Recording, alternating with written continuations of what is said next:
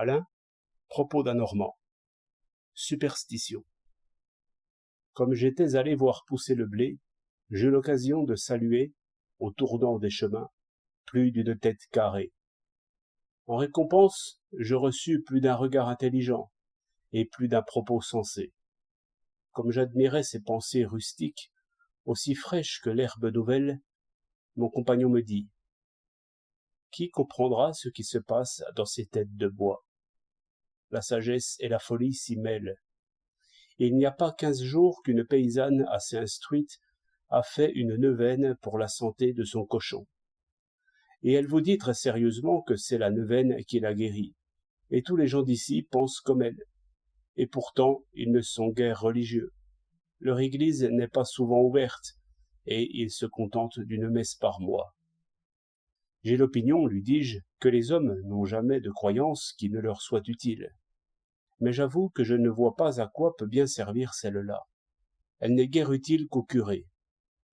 Que direz-vous de celle-ci ?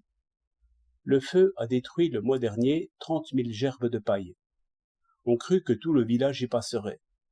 Le lendemain, les femmes disaient entre elles « Voilà ce que c'est que de n'avoir point de curé à nous. » Un curé, ça coupe le feu. Et comme je voulais savoir comment et avec quoi un curé coupe le feu, l'une d'elles me dit « Le curé vient, se met devant le feu, justement là où l'on veut que le feu s'arrête. Il n'en faut pas plus. Le feu est coupé là. » Je vois un peu plus clair, lui dis-je, dans cette croyance-là. Des milliers de fois, il a dû arriver que le curé, homme d'importance, se plaçait au premier rang et le plus près possible de ceux qui travaillaient à éteindre le feu. C'est pourquoi on a pu remarquer bien des fois que le feu s'arrêtait justement là. Ils ont pris les faits pour la cause. Bon, dit-il, mais ils croient aux sorciers. Vous en avez connu un. Vous savez, l'homme qui taillait les haies et tondait votre gazon.